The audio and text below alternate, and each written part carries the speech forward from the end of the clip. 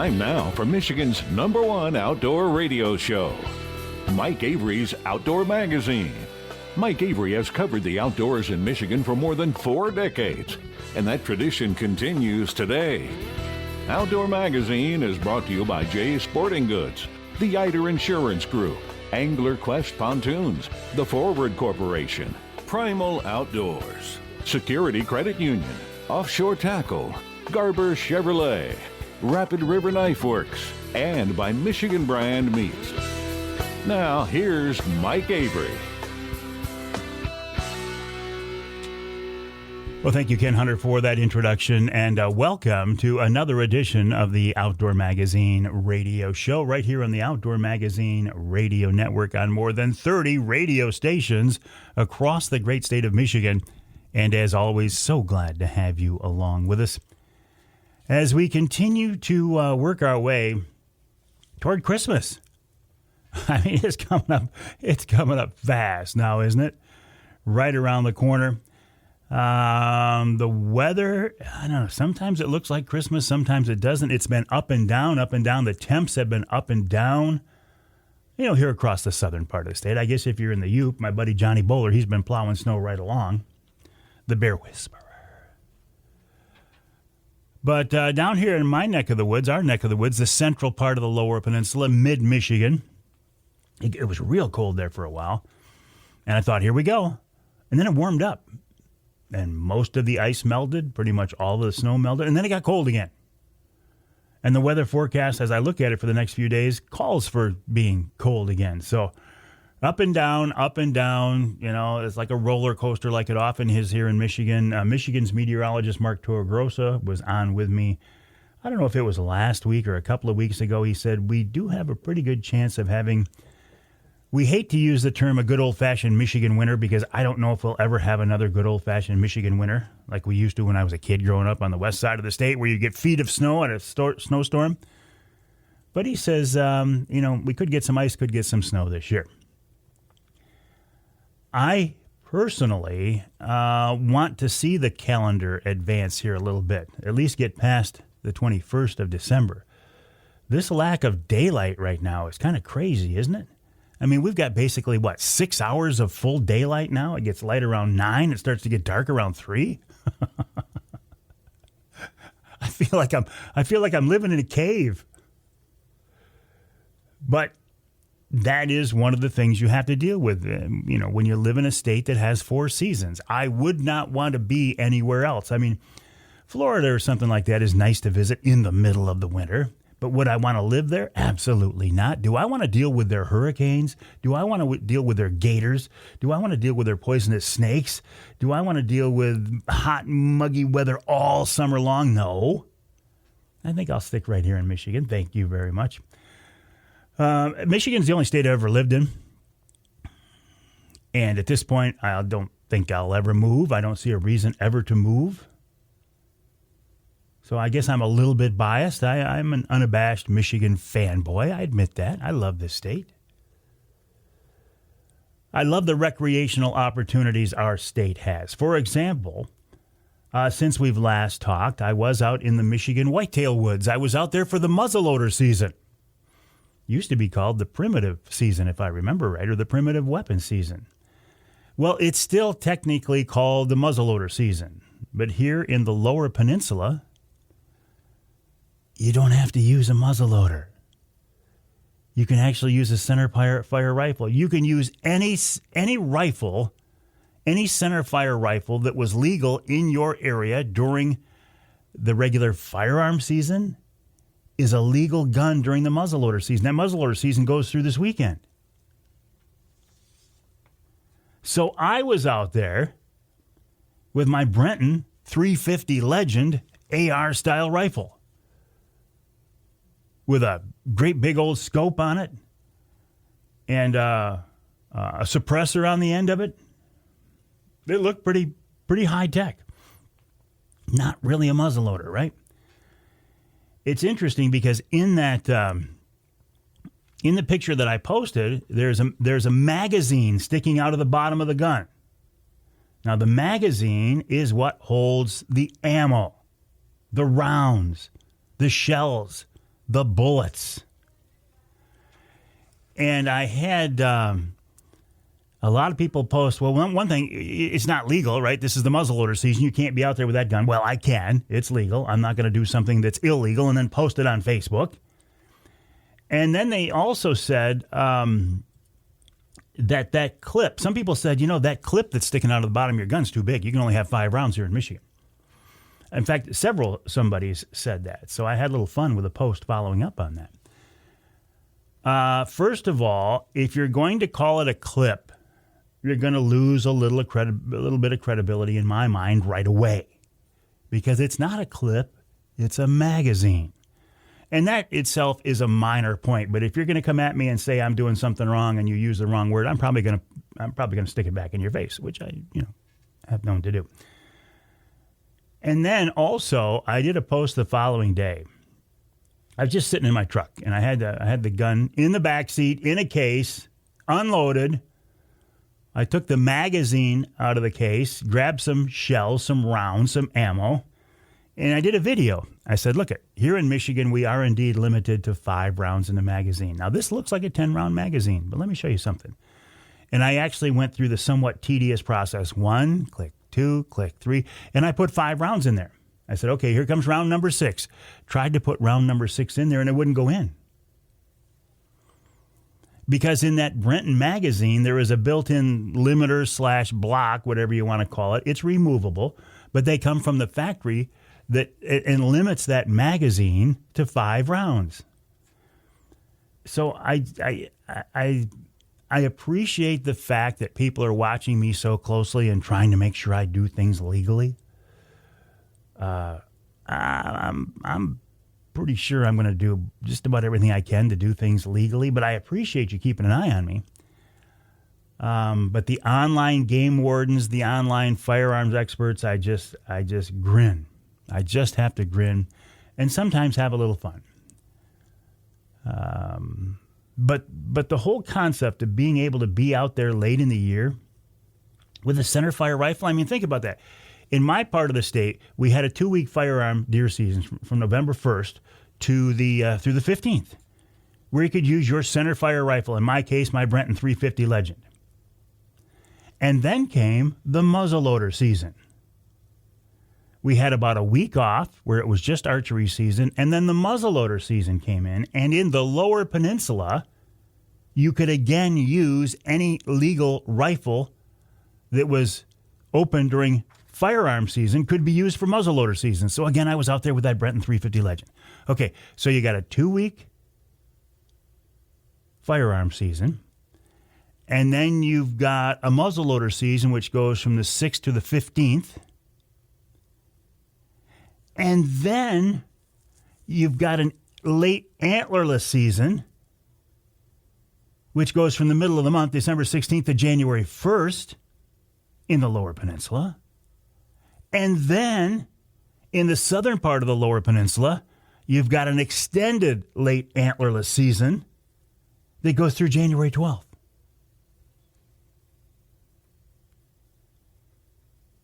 That's a lot of pressure on the deer herd. Now, where I hunt, we haven't seen anything other than a real tiny buck, even on camera now, for a couple of weeks. And while we're out there hunting, we haven't seen anything in the food plots. The DNR says, well, we're not going to allow you to bait, but if you're on private land, you can go ahead and put in a food plot. That'll bring deer in. To which I say, yeah, somewhat, kind of. But if you've got people around you who are baiting, you can't compete with bait. The deer are going to go to the bait. I am not one of those people who just doesn't like the DNR. But I think the DNR is making a mistake here when they will not allow southern Michigan deer hunters to use some bait. And I'm not talking about a pickup load of beets out there that stays out there all season long. I'm talking about being able to throw a little corn out there on the ground. If you truly want us to shoot more deer, and you do, that's why you have made these changes in the deer seasons to allow hunters more opportunities to shoot deer, then let us use some bait. And you might be saying, well, Avery, if you were a real hunter, you wouldn't need bait. Okay. All right. I'm not going to argue with you on that one. The doe that I killed earlier in the fall, I didn't have bait, but, Anyway, that's the topic, and I'll talk more about that on the show this week. In fact, I think the Ask Avery segment, it's the end of the second hour. I'll dive into this a little bit farther. But before I run out of time here, let me tell you who's coming up on this week's radio show. After the break, Captain Paul Schlafley of Riverside Charters talks about wintertime steelhead fishing, primarily on the Manistee River, but this would pertain to just about any river this fall. Then Andy Weiss from Truck Trolley announces a real cool Christmas discount on that very cool product. In hour number 2, Josh Mapes of Overdrive Outdoors on deer hunting with your family, late season tactics, coyote hunting, and a very interesting coyote hunt, the coyote tournament he has coming up here after the first of the hour. Then Cody Norton from the DNR reminds us, all this talk about deer hunting and such, and I'm guilty of this. Don't forget about small game season. It's out there till what? March? Squirrel season, rabbit season. And then in the third hour, my early Christmas gift to you. A conversation with the Motor City Madman, Uncle Ted Nugent. And actually, I do that just when I get lazy. Because if I get Ted on the show, I can throw out one question, sit back, and drink coffee for the rest of the segment. He's coming up in hour number 3, and then Wild Game Chef Extraordinaire Dixie Dave Minar. My name is Mike Avery. This show is Outdoor Magazine. My website, MikeAveryOutdoors.com. My email address, Mike@MikeAveryOutdoors.com. I would love to hear from you. Paul Schlafley coming up after the break right here on Outdoor Magazine.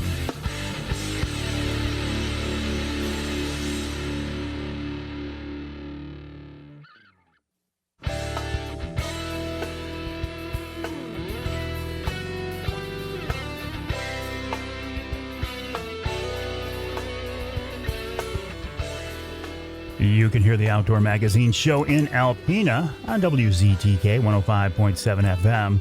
You can hear us in Houghton Lake on the Twister 92.1 WTWS, and you can hear us north of the bridge in the Sioux on WKNW 1400 AM. This segment of Outdoor Magazine brought to you by the Linwood Beach Marina and Campground, where the last I knew, they were still launching boats and fishing open water on Saginaw Bay for big late-season walleye out of the Linwood Beach Marina. I saw some video earlier in the week of folks who were actually breaking ice as they were working their way out to the fishing grounds. But we've had a lot of warm weather since then. I don't know what the most recent, and then there's a cold snap coming up, so I don't know what the most recent conditions are. I suggest you get in touch with the folks at Linwood Beach Marina to see whether they're ice fishing or whether they're launching boats, because both types of fishing are based out of Linwood Beach Marina. Great people, great facilities, great location, a wealth of knowledge. Check them out online at linwoodbeachmarina.com. Speaking of a wealth of knowledge when it comes to fishing in particular, Captain Paul Schlafley of Riverside Charters out of Manistee, a guy I've known and worked with forever and ever. Also turns out he's a hardcore outdoorsman, hardcore hunter as well. With us now on the Outdoor Magazine phone line. Paul, welcome back. How are you? Good, Mike. Good. How you doing? We're in a winter storm watch here. Yeah. Pretty nasty. So it is. Okay, so you're where we are on the opposite side of the state, we're not seeing that. But over there where you are, I heard they were getting some snow this morning. Yeah, it's pretty wicked already. Now our power's out. But it's only supposed to last a couple of days and get warm again, I guess. So that's what the weather report is, anyway. Yeah, that's Michigan. Hey, I wanted to ask you, too. For sure. Last time we were going to do a conversation, you got a last-minute invitation to go deer hunting down in Ohio. I love deer hunting in Ohio. How'd you do on that trip, Paul? I'd seen a lot of does. It was just a short trip, and it was nothing. I didn't see any good shooter bucks. But I'm supposed to go back down around the muzzle loaders, so to check that out. Well, good luck to you. Yeah, it was just a kind of a spur of the moment deal, but it was fun. Well, good. It's nice once in a while to get outside of Michigan and see what else is out there. In fact, I know in the past, if I remember right, you're a Kansas hunter or Iowa, somewhere out there too? I have in the past. I haven't gone this year. Okay. I went to Indiana. I kind of go all over. I'll take a vacation to go hunting. So that's kind of my vacation time for the fall. So I like to go different places. Of course, I hunt Michigan too, but yeah, that's my fun time. get away from fishing. Well, because fishing is your job. It has been for your entire life. And unlike some people, you do fish year-round when you can, right? Yeah, fishing's a long season here. We're fishing year-round. So, I'll fish right into the winter, and, of course, we're fishing right now, too. So, it's a long season, but it's a good time, But, yeah, I definitely like to hunt, so that's kind of my break. Sure. Give me a break from fishing. So how is the river right now? River's probably some of the best steelhead fishing I've seen, and I can't even remember.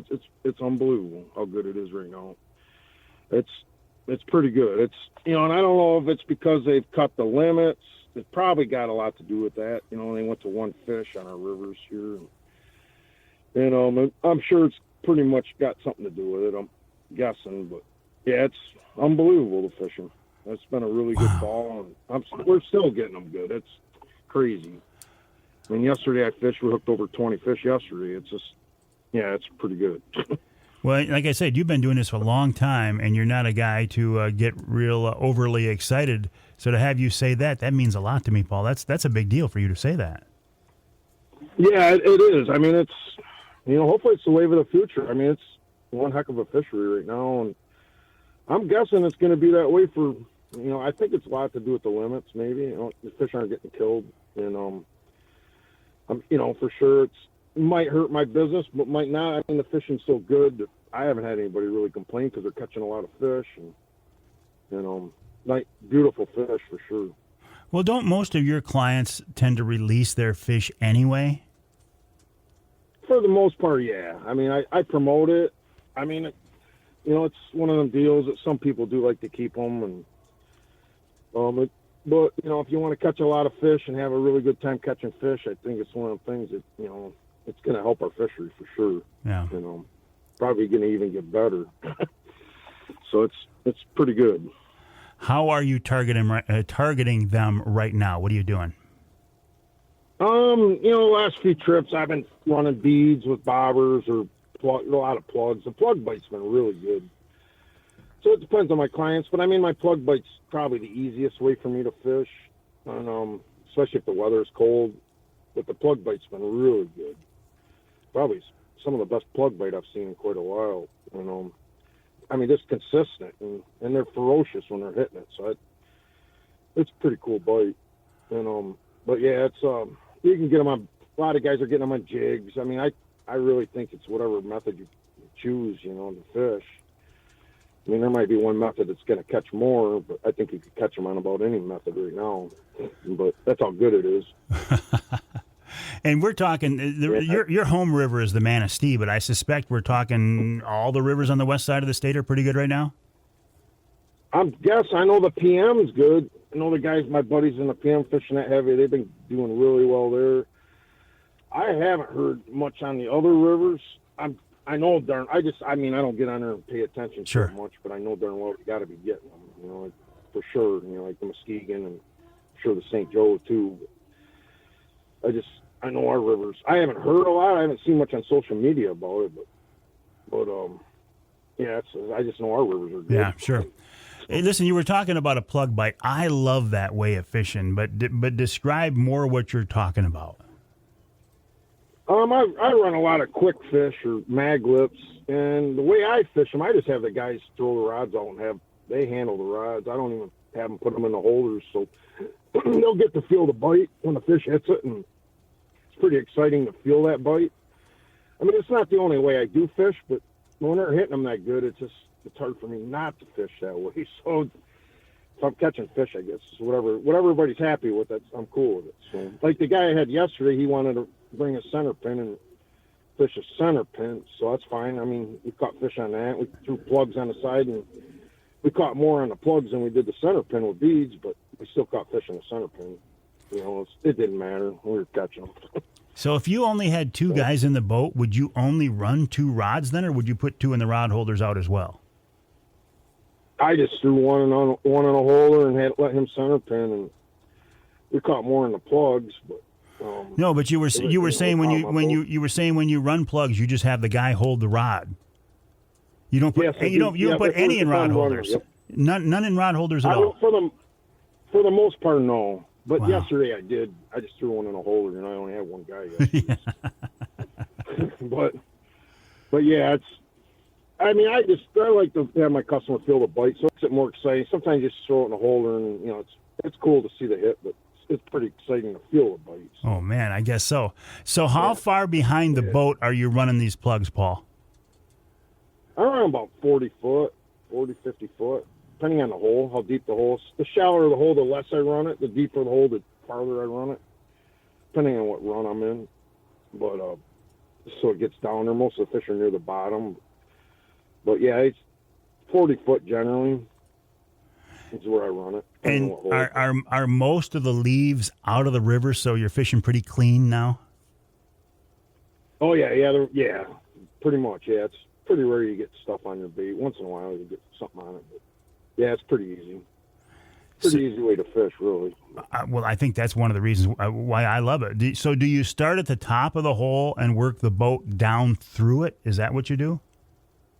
Yes. Yep. I run on the top and just work it right through the main part of the where I'm going to catch them. And the fish are generally right behind the boat where we get them. So we call it back trolling, basically, just pushing the boat backwards real slow in the current. So that plug is right in their face, pretty much putting it right in their face when they grab it. So it makes them angry, I guess. But yeah, they're hitting them pretty ferocious right now. And do you back down through that hole by letting out more anchor line, or are you using oars, or what are you doing? I use a trolling motor generally. Sometimes I use an anchor. I use a trolling motor, electric motor. Keep me in position. Yeah. And just run down real slow. And I got really good control of my boat then. A lot of guys use oars and anchor up and then use oars to push it. But my boat's so big, it's easier for me to, it's so heavy, it's harder for me to run oars, so I just run a trolling motor.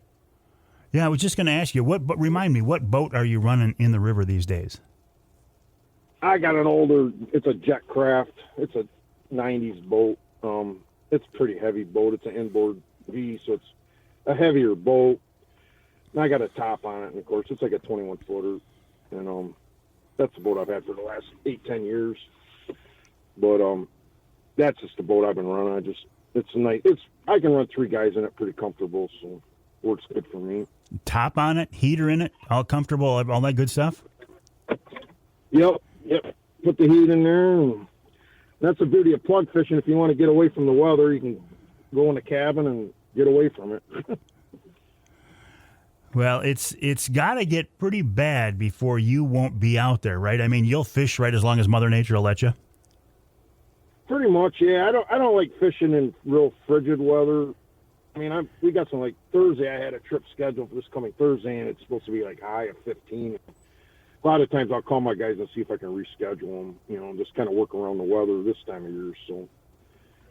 So a lot of my bookings in like December, January, February, sometimes the weather can kind of mess you up, and you might have to reschedule trips and whatnot.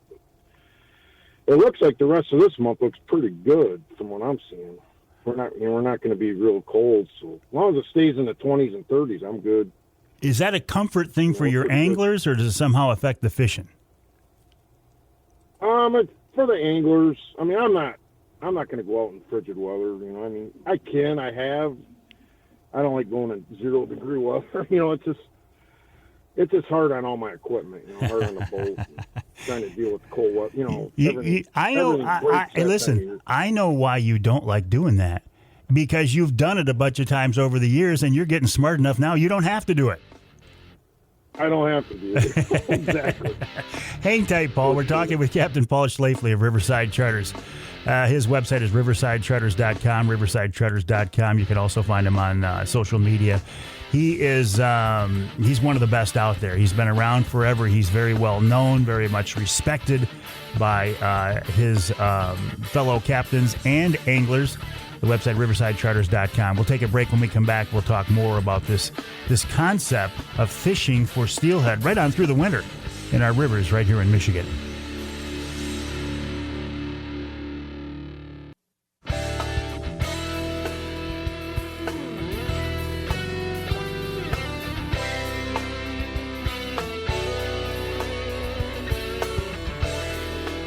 You can hear the Outdoor Magazine show in Battle Creek on WBCK 95.3 FM.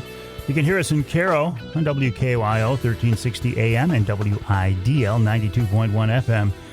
And you can hear us north of the bridge in Iron Mountain, WMIQ 1450 AM. This segment of Outdoor Magazine brought to you by Premier Maritime Training. If you've ever wanted to get your captain's license, I think this is your best bet.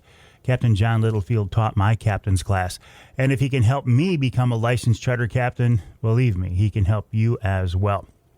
Check out the website, pmtcaptains.com, for more. John has classes across the state. I'm sure you can find one that'll fit your schedule. That's pmtcaptains.com. Now, I got my captain's license just so I could do some charity trips for walleye on Saginaw Bay. I don't pretend to be that good of a fisherman. I'm okay just because I spent a fair amount of time out there, but I would never, ever, ever, ever, ever consider myself in the class of a guy like a Paul Schlafley, who has been doing this professionally since he was a kid. Paul, remind me, how did you get started in this all? I kind of grew up, my dad had a motel right in Manistee, right on the river, and I grew up kind of right when the fishing mecca was, in the 70s. It was it was unbelievable fishing, and got addicted to it as a kid, and fished the piers, and then just kind of fell right into it. I had a lot of guys come to the motel, and they all wanted to go fishing, and just kind of fell into the charter business. Ended up being a lot of friends with some of the captains, the older captains, the guys I looked up to, and kind of try to figure out how to make a living doing it. And so, it turned out pretty good. It's a lot of work, though. I mean, being a charter captain life, the wife can put up with it. Being a married life ain't the greatest life, but it's, a lot of hours working weekends, and you're working when a lot of people are on vacation, so it's got its pros and cons, but it's been a good life. I wouldn't trade it. I just love fishing and hunting. That's kind of what I always did as a kid. That's all I lived to do, really. So. And now you're one of those. And now you're one of those guys, one of those captains that people look up to. Yep. Well, I guess. No, it's true. It's true. It's true. Yep. Hey, how is the fishing now? How is the fishing now compared to, the heyday back when you were a kid and when you were coming up? What's it like out there now compared to that?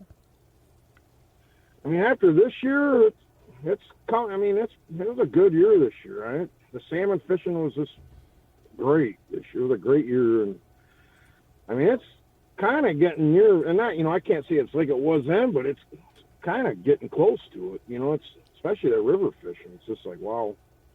I mean, that's when I was a kid fishing steelhead. Of course, we didn't know how to fish them like we do now when I was, younger. But it was good back then. But it's pretty good right now. So right now the fishery's looking pretty good. I mean, I caught a lot of salmon this year and a lot of young fish. So I'm thinking that we're gonna have a really good couple of years coming for sure. Same thing with these steelhead we're catching. I'm catching a lot of young fish. 18-inch fish, 20-inch fish, and so it's future looks good, I think. Maybe it's because of the milder winters. We're having a better natural reproduction, and it's probably a combination of everything, I'm guessing, but I'm no expert on it. It's just my guess. But I think the natural reproduction is doing very well too. So I would think a guy like you. I would think a guy like you who's been out there for so long, you say you're not an expert. I say you are an expert. You talked about the mild winters, too, though. If Mother Nature allowing, then, Paul, will you fish right on through the winter? Oh, yeah. Yep. Last winter I fished all of January except for the first couple of weeks of January, all the way in through. Yeah, I mean, I'm not going to fish when we get that Arctic weather, but, like this month looks pretty good. I mean, I looked at the long term. It's in the 30s highs, so it's definitely going to be fishable for sure.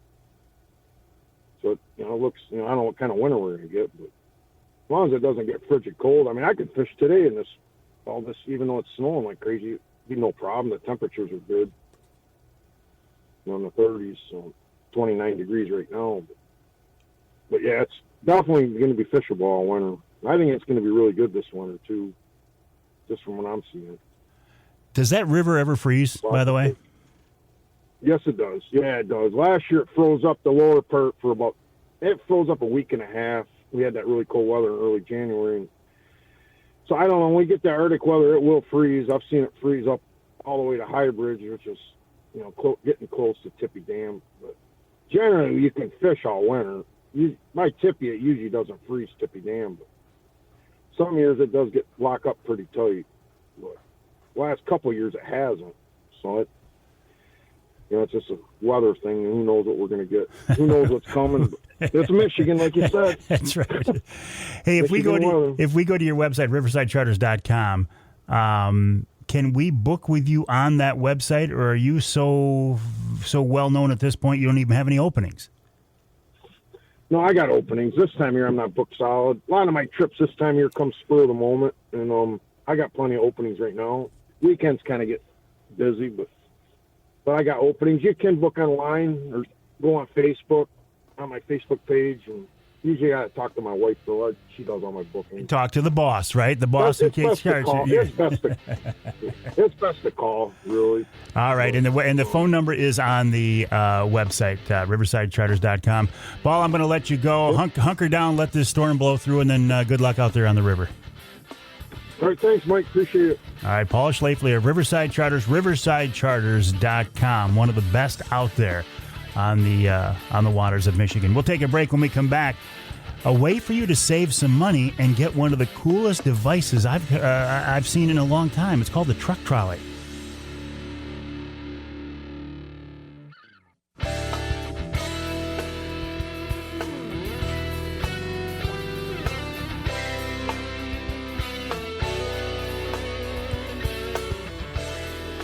You can hear the Outdoor Magazine show in Sandusky on WMIC 660 AM, 95.3 FM. You can hear us in Muskegon, WKBZ 1090 AM, and north of the bridge in Newberry, WNBY 1450 AM. This segment of Outdoor Magazine is brought to you by Versa Skins. Just change your skin for the season you're in. Why buy a bunch of different sets of expensive hunting clothes when you can buy one good quality warm set and snap on and zip on an outer shell of a different camo pattern in less than a minute? If you're looking for big sizes, 4, 5, 6X, VersaSkins has what you need. If you are a saddle hunter, and I don't mean somebody who hunts from the back of a horse, I mean somebody who's hunting from a saddle in a tree stand, VersaSkins also makes a jacket for you. Go to the website, versaskins.com, to learn more. That's versaskins.com. Or go to Amazon, amazon.com, and do a search for VersaSkins brand, and you will see what I mean. Michigan-based, family-owned VersaSkins. Just change your skin. You know by now that I love to work with Michigan-based, family-owned companies. And a few months ago, I found this product. In fact, I found it through my nephew, Ryan. He said, look, I'm working with this guy, and he's got this thing that goes in the back of your truck. And I said, what do you mean? He says, come on over to my truck. I'll show you. He dropped his tailgate, and he pulled out this platform that was on rollers that allowed him to access everything in the bed of his truck. And I went, that is genius. Because up until this point, I had what my son called an old man stick. I had a broom handle with a hook on the end where I'd reach way up into the front of the bed and get stuff out of there. Well, now I don't have to do that. And I've fallen in love with this thing. I use it for hunting gear. I use it for fishing gear. I use it for groceries. I use it for golf equipment. There's probably not a day goes by that I don't get into the back of my truck and pull out that truck trolley. Andy Weiss is the guy behind Truck Trolley, and he's with us now on the Outdoor Magazine phone line. Andy, welcome back. How are you? Morning, Mike. Good. How are you? I'm doing great, but again, congrats on coming up with this thing. I think it's one of these products that once you use it, you go, man, I couldn't get by without it. Yeah, I'm like you. I'm in the back of my truck every day using that thing. It's a new product, though, and I've heard you say before that getting the word out is part of the concern with a new product. I'm doing my best to push it because I think it's a great deal, but there is a certain hurdle to get over with a new concept, a new product like this, isn't there? Yeah, it's just getting eyes on the product. Once, like you said, once you see it, you're like, oh man, that's cool, right? Or you start thinking about how you can use it in your normal truck life. Yeah. And so, the goal is just to get it in front of as many people as possible, let them see it. And then if it fits their life, it's a great product for their truck. I love the fact that it's not permanently in there. It's not bolted in. It's not screwed in. So if I want to carry a load of dirt or a load of gravel or something in the back, I can still do it. Yeah, that's part of the reason we designed it, is that we wanted the full utility of our truck bed when we needed it. So if we're doing weekend projects, this thing pops out in less than a minute. You get your full truck bed back, and go get lumber, go get stone, mulch, whatever, and then put this back in for your daily, Monday through Friday, back and forth to work, back and forth with the kids, whatever. Well, and now there's a way, I love this, to get one of these things a little cheaper, just in time for Christmas. Yeah, we're finding that a lot of people are wanting this for Christmas gifts this year, and to show our thanks for you and for the listeners, we just wanted to give a little bit back to the Avery crowd. So Avery 10 is the discount code. You get 10% off the product, and you get free shipping. And if it's local to us, I'll even deliver it personally and install it for you. Hold on. If I go to trucktrolley.com, use the promo code Avery10, I save money, and if I'm close by, Andy Weiss comes right to my house and puts it in? Oh, yeah, I'll do it right there for you in your driveway. And, that is a very generous thing, and I joke around about that, I'm not making light of it, but the fact of it is, once you've seen this put in, like if you watch your videos on YouTube, anybody can do it. It's not that big a deal. Yeah, you don't need me. The point is that it's a DIY. Install it yourself, uninstall it yourself, put it in, take it out as many times as you want. Yeah. I'm liking this thing a lot, Andy. I really do. I said there are certain products I use every day, and I always use the example. My Rapid River knife, I'm reaching for that every day. My truck trolley, I'm using that every day. You're both Michigan-based, family-owned companies. I love that, and I love the fact that you're willing to help people save just a couple of bucks here. This runs through first of the year? Yeah, we'll hold that discount through December 31st. Okay. Yeah, so if you want, if your mom owns a truck, your dad owns a truck, your grandma, your grandpa, your husband, your wife, mom, dad, all that stuff, get this box under the tree, wrap it up, and let them have a good Christmas. Everybody owns a truck. Go to trucktrolley.com. That's trucktrolley.com. Use the promo code Avery10. Get 10% off, free shipping, and if you're close enough, Andy will come right to your house or your place of work and install it for free. How's that? Andy, I appreciate what you're doing. Thanks for letting me work with you, and we will talk again very soon. Thanks, Mike. Appreciate it. Andy Weiss of Truck Trolley, trucktrolley.com, trucktrolley.com. Use the promo code Avery10. Get 10% off, get free shipping, and maybe even free delivery.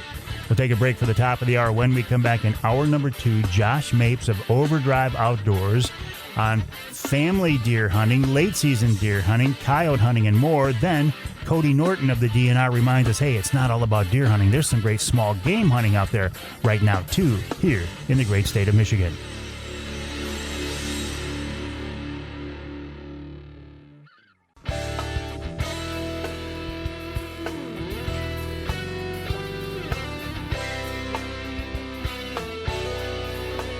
Time now for Michigan's #1 outdoor radio show, Mike Avery's Outdoor Magazine. Mike Avery has covered the outdoors in Michigan for more than 4 decades, and that tradition continues today. Outdoor Magazine is brought to you by Jay's Sporting Goods, the Eider Insurance Group, Angler Quest Pontoons, the Forward Corporation, Primal Outdoors, Security Credit Union, Offshore Tackle, Garber Chevrolet, Rapid River Knife Works, and by Michigan Brand Meats. Now, here's Mike Avery.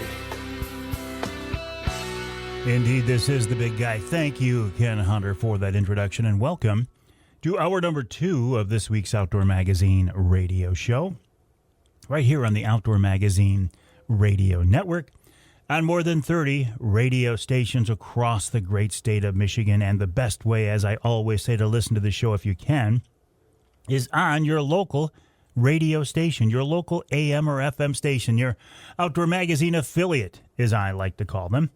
33 of them across the state, so it's very easy to find us. But if you can't, if you live in some small part of our state, and there's really only one small part of our state not covered by the broadcast signal, or if your local station doesn't carry all 3 hours of this 3-hour show, isn't it nice to know that there's a podcast version of the content of the program that is also available in addition to the broadcast version? You can hear the podcast on my website, MikeAveryOutdoors.com. It's on my Facebook page. It's on all the usual culprits, Audible, Twitter, X, LinkedIn, Apple, SoundCloud, Spotify, yada, yada, yada, yada. Even put it up on YouTube every week as well. I am a big fan of podcasting, though. I mean, my primary gig is as a broadcaster, and it has been for more than 40 years. So there's a very soft spot in my heart for broadcasting. But I do recognize podcasting is an excellent and a rapidly growing, even today, way of reaching people. And I do podcast for some of my broadcast partners. That's in addition to the podcast version of the radio show. Each month I do podcasts for Offshore Tackle, for Angler Quest Boats, now QUEST, the new Angler Quest Boats, and also for Primal Outdoors. So keep an ear out for those, keep an eye out for those. If you would, I would certainly appreciate it. So what's going on right now? I mean, Christmas is coming up here real fast, and that can tend to get us tied up on a lot of things, a lot of family activities, a lot of, Christmas parties at work, a lot of things going on at church. But if you can, it's a great time of year to sneak outside for a little bit, too. There's some great fishing going on right now. We just talked in the first hour with Captain Paul Schlafley of Riverside Charters in Manistee. Some great open water trolling on Saginaw Bay, Lake Erie. Is it going to turn to ice fishing soon? I don't know. There's some great late season deer hunting too. I was talking earlier about the late season deer hunting opportunities that are out there these days, and it's crazy. And the DNR has done this as a way to allow hunters to have as much leeway, as many tools as possible to try to harvest as many deer as possible. Now, my family is trying pretty hard at that this year. We've taken a few deer, but we haven't taken as many as the Mapes family has, the Josh Mapes family. Josh Mapes of Overdrive Outdoors. You can find them on all over the place. Just do a Google search for Overdrive Outdoors. You will see Josh.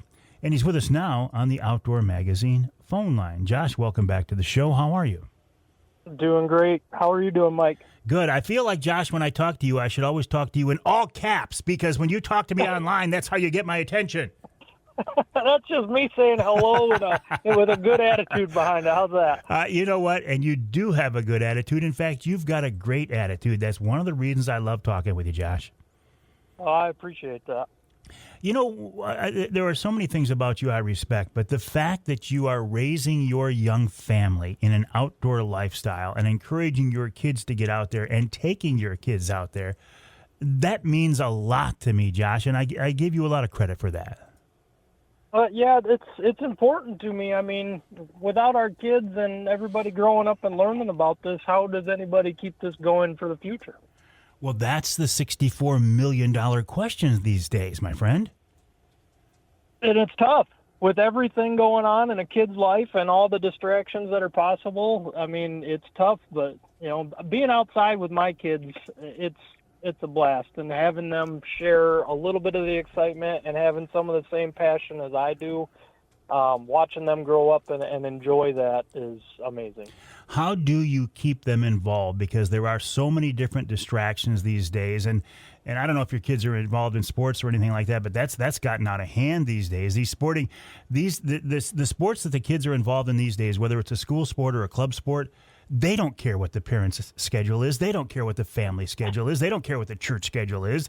They want all of your kids' time all the time. How do you deal with it?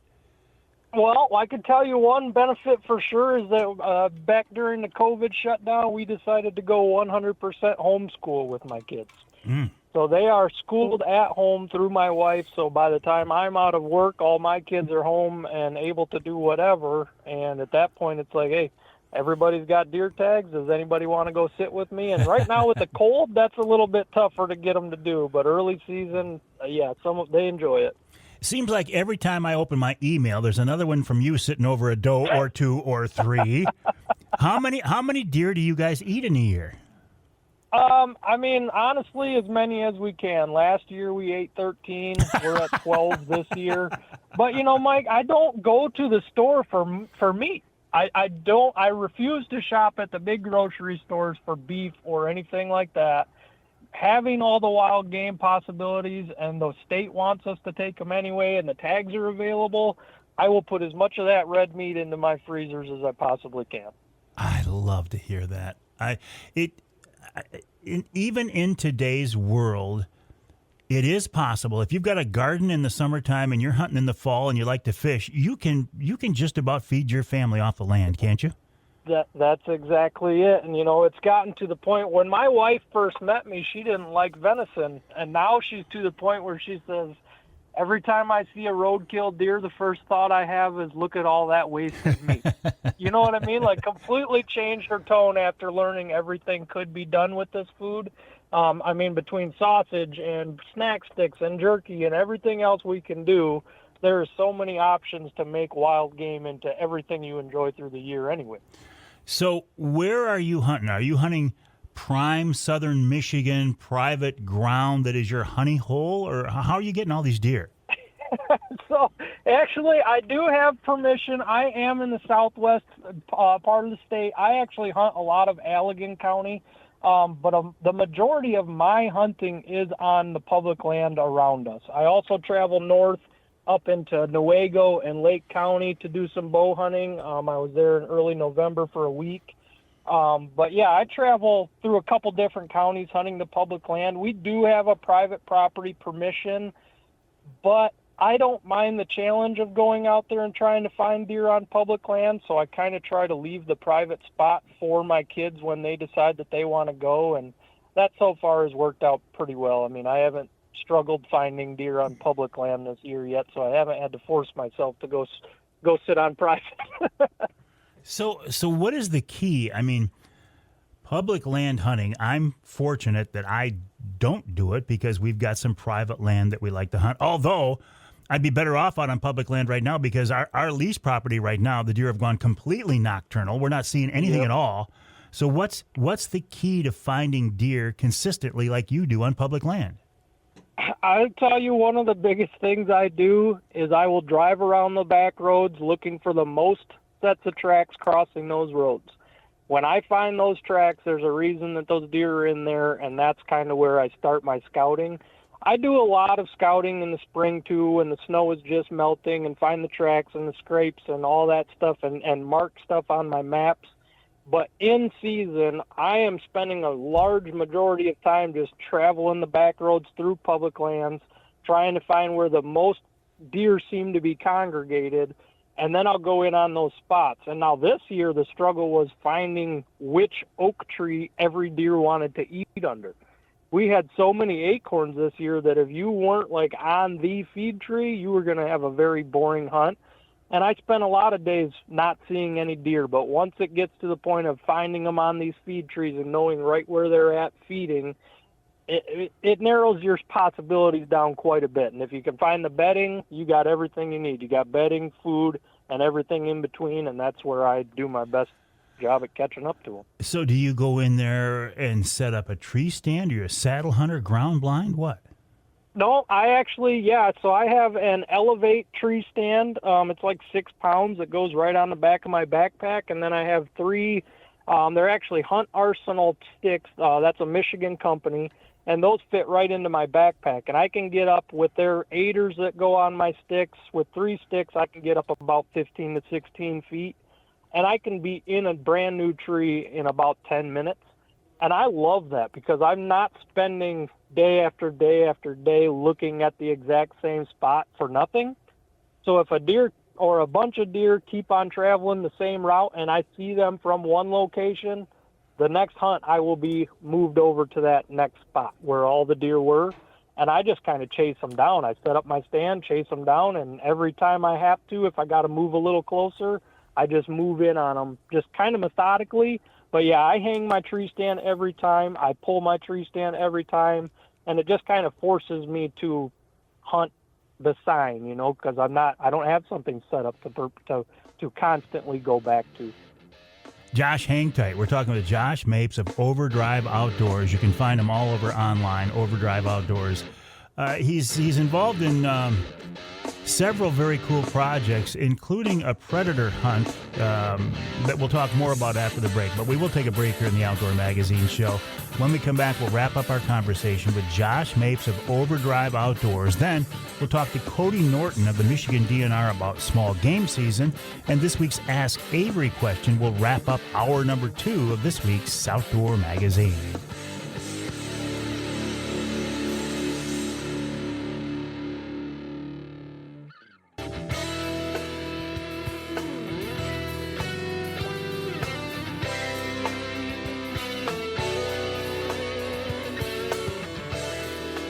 You can hear the Outdoor Magazine show in Sheboygan on Big Country Gold, WCBY 1240 AM, 100.7 FM.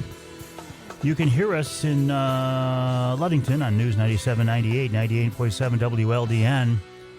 And you can hear us north of the bridge in Escanaba on WCHT 600 AM, 93.5 FM. This segment of Outdoor Magazine is brought to you by the company that brings you this sound.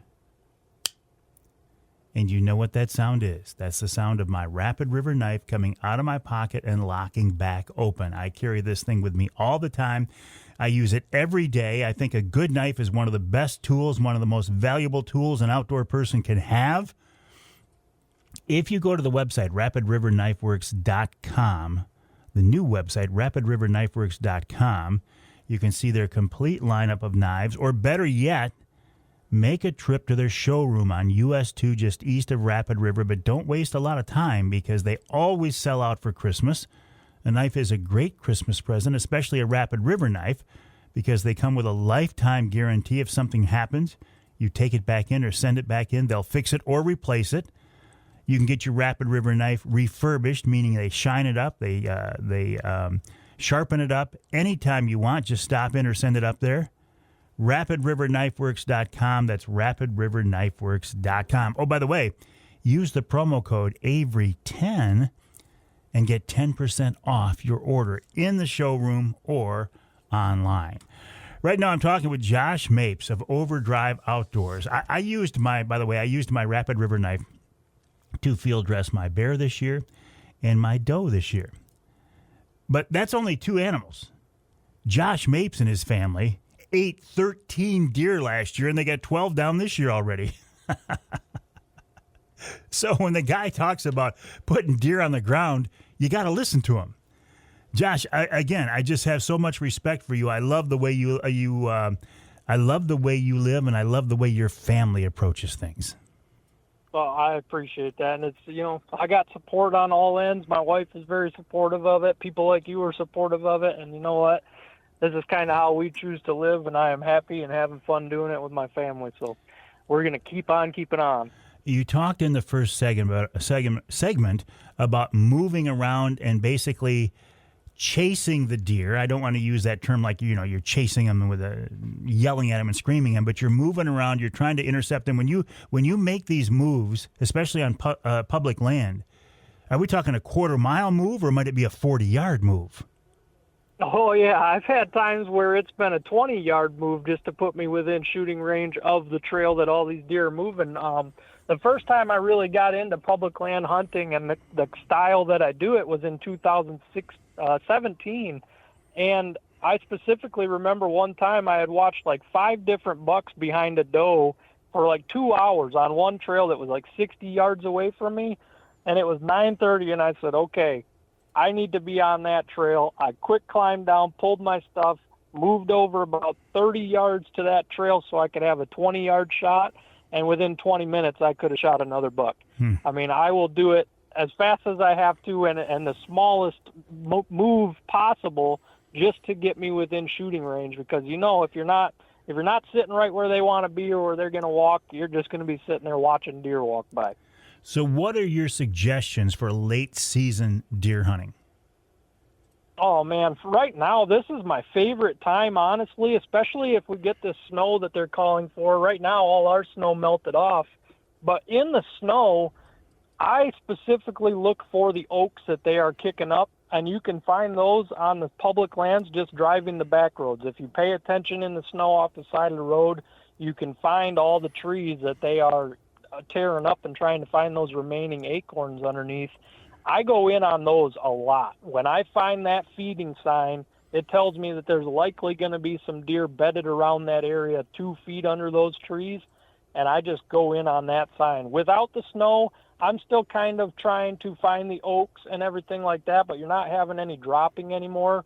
So prior knowledge from the rest of the season telling me where deer were feeding in the early season, those kind of spots are the kind of spots I'll go back to and just see if they're still in there under those same oaks or if they're scattered around more. But right now, food is key to me. Well, and food is one of the reasons why you hunt deer, because your family eats venison.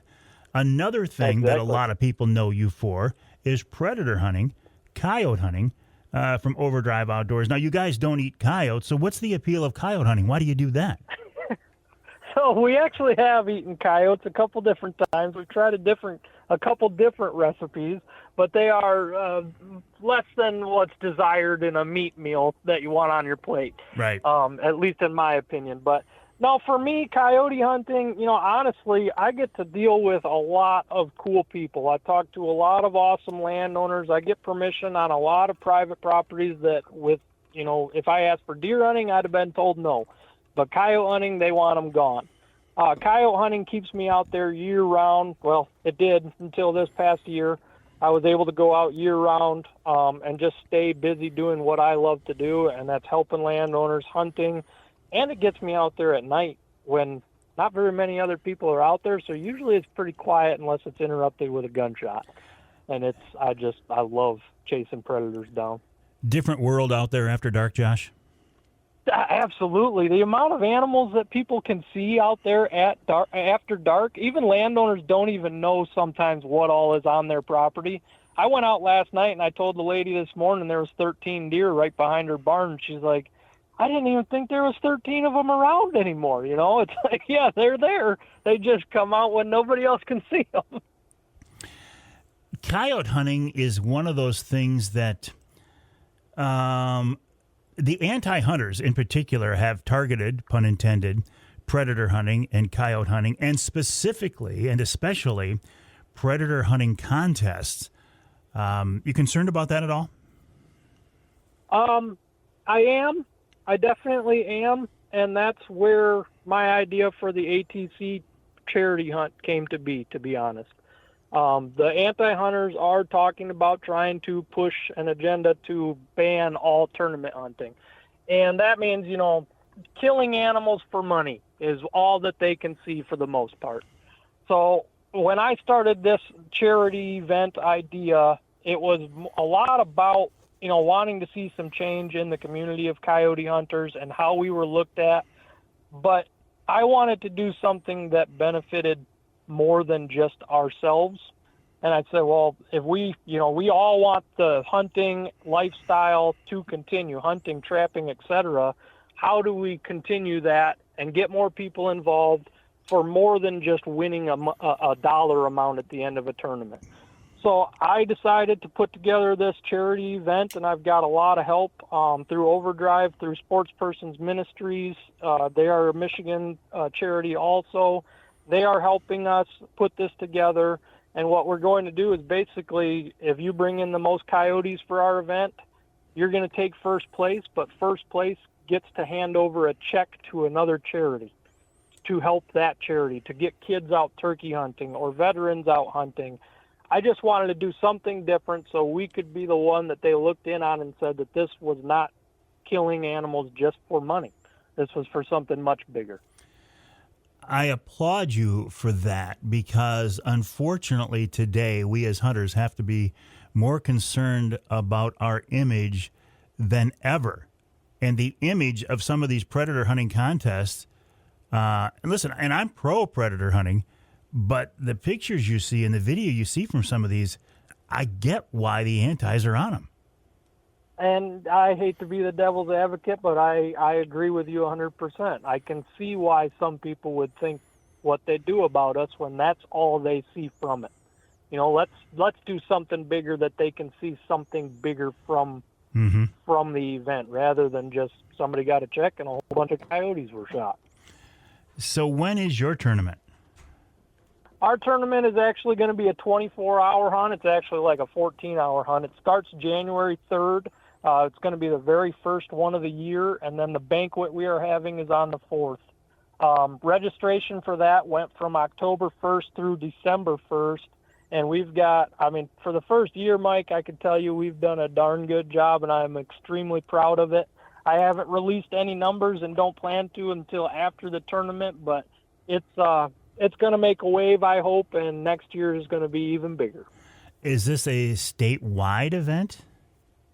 Yes, so anybody that was registered into this can hunt the entire state. It's going to be basically just a live feed release on our Facebook page. We do have a Facebook page for it. It's a private group, but it's called the First Annual Answering the Call Charity Hunt. If anybody wanted to check that out, I have to let you in. But, yeah, you can hunt through the whole state, and then on Saturday we're going to have the banquet here in Holland, and everybody's going to bring their animals. We're going to have people on site that want to use the furs or the skulls or the bones, so the animals are going to get used. We're going to have a big lunch, and we have a ton of sponsors that have put things on our raffle table.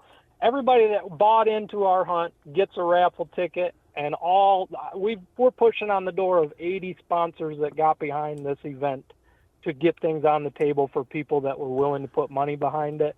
You included, Mike, and I got to tell you, I appreciate everybody so much for backing this. Well, it was an easy thing to get behind, that's for sure. But why did you cut the registration off December 1st? Why not extend it right until the last minute?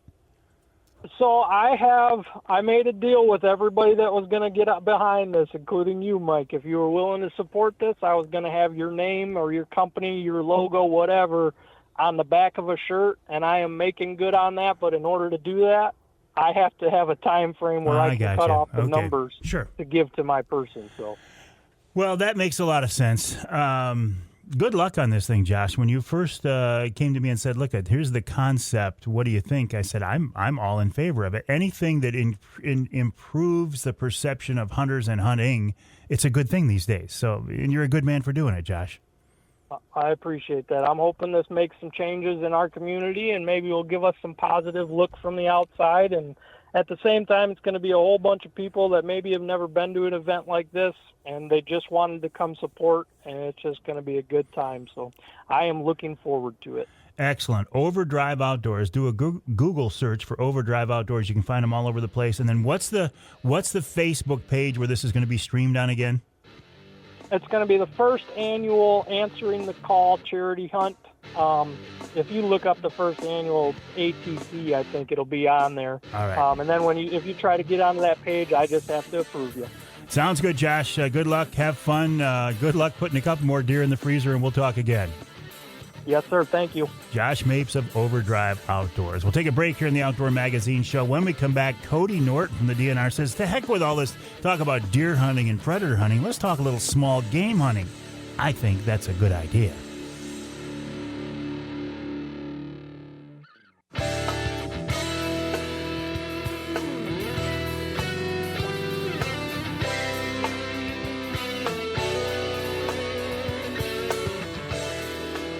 You can hear the Outdoor Magazine show in Flint on Sports Extra 1330 WTRX. You can hear us in Houghton Lake on 98.5 WUPS. And you can hear us north of the bridge in Marquette, WDMJ 1320 AM. This segment of Outdoor Magazine brought to you by Killer Food Plots. Now, I know you're not putting in food plots right now, but you're likely hunting over food plots. Don't forget about Killer Food Plots lineup of scents and attractants as well. And really, as I sit out there over our food plots on our lease property, I'm already thinking about what can we do next year. It's never too early to start thinking about how to make improvements, how to do things better. If you're going to do that, I highly recommend Michigan-based, family-owned Killer Food Plots. Check them out online at killerfoodplots.com, killerfoodplots.com. Rich Krazan of Killer Food Plots will be at many of the outdoor shows across the state this weekend, this winter. so you can get a chance to talk with him in person. The website, again, killerfoodplots.com. That's killerfoodplots.com.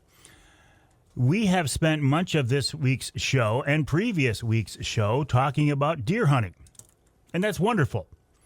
But there's a lot more going on than that.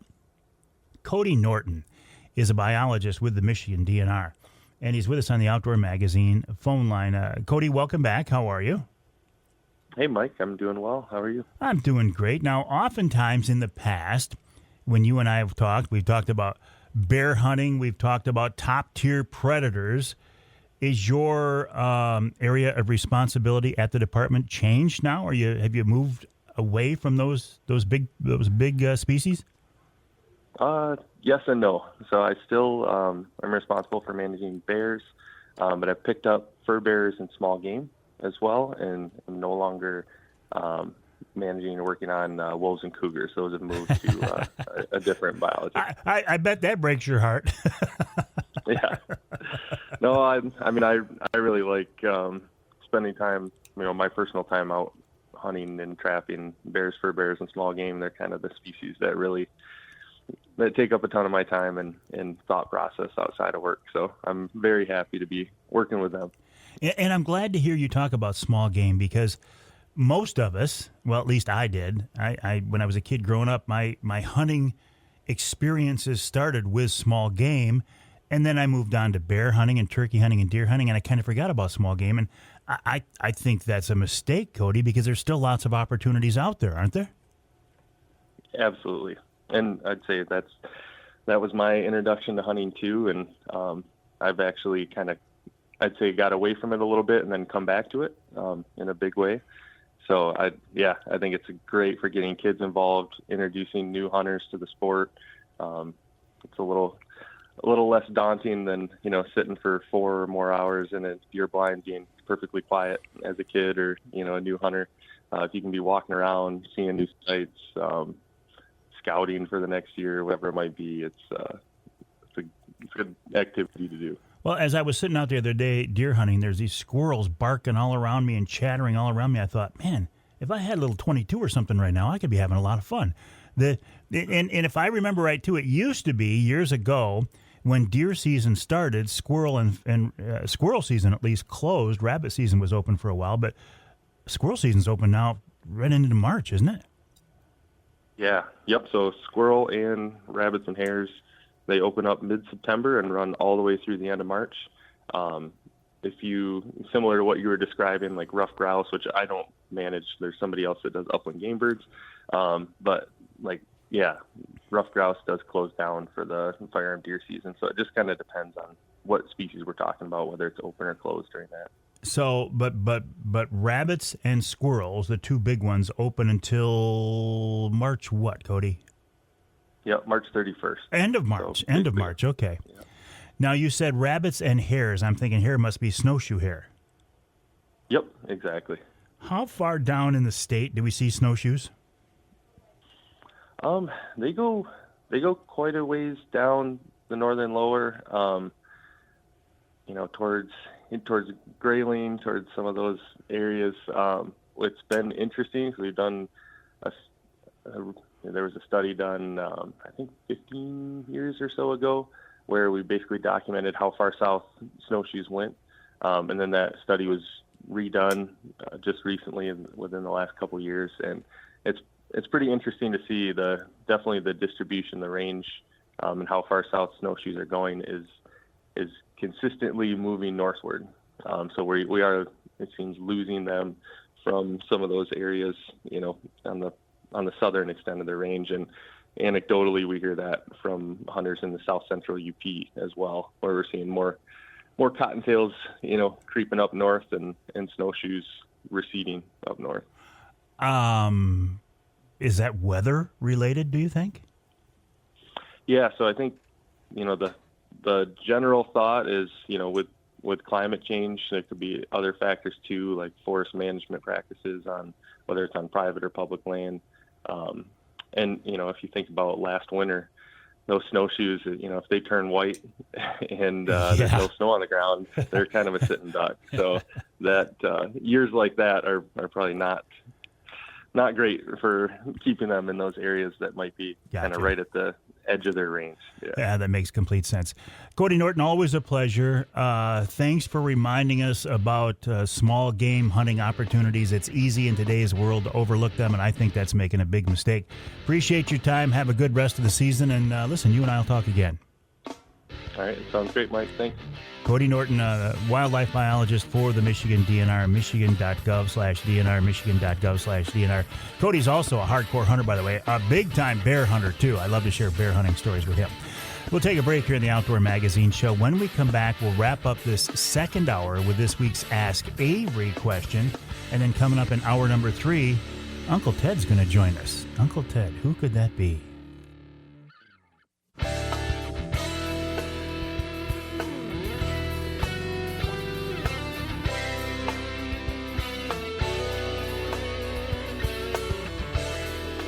You can hear the Outdoor Magazine Show on more than 30 stations across the great state of Michigan. The Outdoor Magazine Radio Show on 30 radio stations, including WHTC in Holland. That's 1450 AM, 99.7 FM. You can hear us in Lansing on WILS 1320 AM, and you can hear us. Let's see, where do we want to go next? Let's go to Taos, WIOS 1480 AM, 106.9 FM. You can hear us, in fact, twice each weekend on WIOS in Taos. The Ask Avery segment is brought to you each week by the folks at Security Credit Union. Security Credit Union loves to work with outdoorsmen and women, and they can help you with your next outdoor adventure. Check them out online at securitycu.org. That's securitycu.org. The way the Ask Avery segment works is this is your chance to get involved in the content of the show. Send me an email. Usually, this is the way it works. Send me an email to mike@mikeaveryoutdoors.com, mike@mikeaveryoutdoors.com with your question, and we'll see if we can't get it answered. It can be a question directly for me. If it can be a question you want me to pass along to somebody else, like MUCC or DNR, that maybe I can get access to that you can't, send an email to mike@mikeaveryoutdoors.com. This week's Ask Avery segment comes about as a result of my last deer hunting trip here in Michigan, and I posted a picture from that deer hunting trip. It was taken in mid-Michigan in an old ground blind sitting out there forever and ever that just happens to be on our lease property that makes a very good spot. I've learned this. When you find an old blind or an old stand, it's probably there for a reason, and you might want to give it a good look. That's what this is. So I'm sitting out there during Michigan's muzzleloader season. The muzzleloader season. Think about a muzzleloader. Something you would traditionally load from the muzzle, the end of the gun, a single shot gun. Used to be called a primitive weapon. In Michigan these days, in the lower peninsula, the muzzleloader season doesn't really mean much anymore because it's not just limited to muzzleloading hunting. So I posted a picture of my Brenton 350 Legend, and Brenton is a Michigan-made, family-owned company, Michigan-made gun, but it's an AR-style gun. So I'm out there with my Brenton 350 Legend sitting in a tripod in an old ground blind, waiting for a deer to walk by during the muzzleloader season. And that got people's attention right there. It's like, whoa, whoa, whoa, whoa, whoa, whoa, whoa. I thought this was the muzzleloader season. What are you doing out there with a centerfire rifle? Well, not this year, but the DNR, because they want hunters to kill more deer and because hunter numbers are down, they have become much more liberal on the hunting seasons to get hunters out there. And you can actually shoot during the muzzleloading season in the lower peninsula with a centerfire rifle. And then there's the late doe season, and then there's the extended season in the southern part of the state after that. Okay, so the term muzzleloader season doesn't really mean much in Michigan's lower peninsula anymore. The other thing that got a lot of attention on this post is, out of the bottom of my Brenton, I've got a magazine. A magazine is what holds the ammo, the bullets, the shells, and it fits up into the receiver in the bottom part of the gun. Mine stuck out, so it looked like a 10-round magazine. Well, here in Michigan, for deer hunting, you can only have your maximum capacity is 5 in the magazine and then another one in the chamber itself for a total of 6. But my magazine looked like it was a big one. It looked like it was a 10-round magazine. So not only did I get questions about how are you out there during the muzzleloader season with a centerfire gun, and also, why would you do that? Why? Well, because I wanted to shoot a deer. The other question was about the magazine. I got a big kick out of some people said, hey, your clip's too big. You're violating. You're a violator, Avery. You're breaking the law. You got a 10-round clip in your gun there. Well, I couldn't resist that. When people accuse me of doing things illegally, I have to address it as a matter of just protecting my brand, my image, that I'm not a violator. So I said I made a follow-up video and I posted it all over the place. I said, okay, you see this thing in my hand right here? This is a magazine. It's not a clip. So if you said, Avery, you got a clip that's too big, first of all, you lost a lot of credibility with me right there. But this is a magazine, and here in Michigan, we are limited to 5 rounds in this magazine for deer hunting. So, and I was just sitting there in my truck. I think of maybe even after church. I was just, how did I get so feisty after church? I don't know. So I got my phone, my camera in front of me, and I hold up this magazine. I'm putting rounds in there. 1, 2, 3, 4, 5, and here's number 6.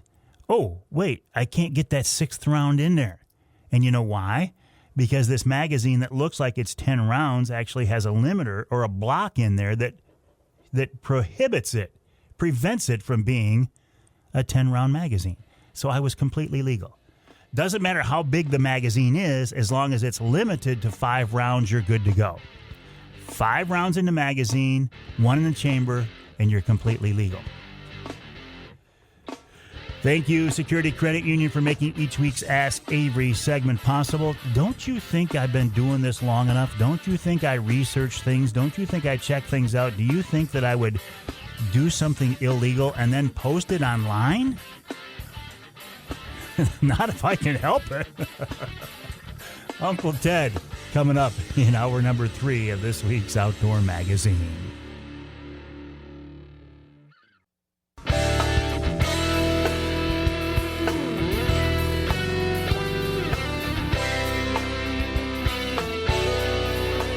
Time now for Michigan's #1 outdoor radio show, Mike Avery's Outdoor Magazine. Mike Avery has covered the outdoors in Michigan for more than 4 decades, and that tradition continues today. Outdoor Magazine is brought to you by Jay's Sporting Goods, the Eider Insurance Group, Angler Quest Pontoons, the Forward Corporation, Primal Outdoors, Security Credit Union, Offshore Tackle, Garber Chevrolet, Rapid River Knife Works, and by Michigan Brand Meats. Now, here's Mike Avery. Indeed, this is the big guy, Mike Avery. Thank you, Ken Hunter, for that introduction. And welcome to hour number 3 of this week's Outdoor Magazine radio show. You know, Christmas just around the corner now. And I was thinking, what can I do for you, my listeners? I can't personally get each one of you a Christmas present. Well, maybe I could get you a new Brenton 350 Legend, or maybe I could get you a new Rapid River knife, or maybe I could get you a new Angler Quest boat. But I can't get that for each and every one of you. What can I do for you that would be just special here just before Christmas? And I thought, well, the one thing I can do is I can have a conversation with a guy who has proven over the years to be one of the most interesting and popular guys I've ever had on the radio show, because he's one of the most interesting and popular guys on the outdoor scene today, in the music scene, and beyond. And you know I'm talking about Uncle Ted, the Motor City Madman, Ted Nugent, who's on the Outdoor Magazine phone line right now. Ted, welcome back. How are you? Mike Avery, ho, ho, ho, from one big guy to another. I'm honored and privileged and humbled and motivated and inspired to join you on the #1 Michigan outdoor radio show. Mike, You and your listeners deserve me. Well, Ted, being number one, right? I mean, this has been your philosophy, and mine to a lesser extent, is if you're going to do something, you might as well do it right. Yes, the term gonzo comes to mind. My son Rocco and I are putting together a book called Ted Nugent Gonzo Life. Mike, I think there's a vapor trail behind me. I'm here at the Spirit Wild Ranch in Texas right now. We just got home from a 6-month celebration in the Winter Water Wonderland Great Lakes State, my beloved birth state of Michigan. So you're on the phone with, especially after November 5th, I might mention, I'm a very, very happy guy. A big salute to you and all my fellow Michigan sporting families, conservation families, real environmentalists out there. So, yeah, you have proven that if you're going to be an asset, if you're in the asset column for God, family, country, it is ultimately pursued and accomplished as a conservationist. So I really am sincere and genuine when I tell you that I really am appreciative and honored to join you on your promotion and celebration. Nothing needs to be defended about hands-on conservation. It's so perfect. But God bless you, Mike. You really have raised the flag for people to stand up and say, I'm a hunter, I eat venison, and I enhance the air, soil, and water quality of the world by paying gobs of money for wildlife management and habitat management. So it really is a lifestyle that I think is the best lifestyle in the world. So God bless you, man. Well, I appreciate that. You have made a career out of that and much more, but I've got to go back to when I saw you here a couple of months ago in Grayling at the unveiling of the Fred Bear statue. And I had no idea this thing was going to be so big. I thought, well, there'll be a couple hundred people there. I mean, there were a couple thousand people there. It turned into a pretty cool deal. Yeah, I have a funny feeling that the Uncle Ted love affair for that great man that is so obvious in the song, that there is a blood brotherhood in Michigan, and you saw them respond. I don't think there's a sporter, a real conservationist. Don't have to be a bow hunter. You can be any methodology pursuer in the great outdoor conservation lifestyle. But boy, does Fred Bear mean a lot to a lot of people. It was, and God bless Sharon and Tom and John and everybody, FredBearDay.com. It was, Shemaine and I were just so moved. My son Toby was there. We had our dog Jackson with us. We had all of our hunting buddies. We had my rock and roll buddies. I think what you saw there was a hallelujah for a man who deserves way more credit beyond the conservation world, in the world of environmentalism, environmental emphasis. You know, we leave our camps, we leave our woods and forests and streams and swamps. We leave them better when we leave than when we got there, because we want to optimize the productivity of that habitat. So yeah, FredBearDay.com. Everybody should celebrate it every year, March 5th in Grayling. But boy, I was walking on clouds. I don't get nervous in front of hundreds of thousands of people playing rock and roll. I'm inspired and really excited about it. But boy, was that a moving day or what, Mike? I was so proud to see you there and all my friends. Yeah, it was wonderful. And I actually hear, Ted, that would not have happened without your help behind the scenes. And over the years, I think about the different things you've been involved with, the different causes you have pushed, the different things you have given your time and money to over the years. How did you go from being a kid who grew up in Southeast Michigan to a guy who became famous in the rock and roll world, and just, you know, Stranglehold to this day is probably my favorite song ever, to a guy who is now known as a hunter and a conservationist and a guy who likes to get involved in politics? How did this evolution take place?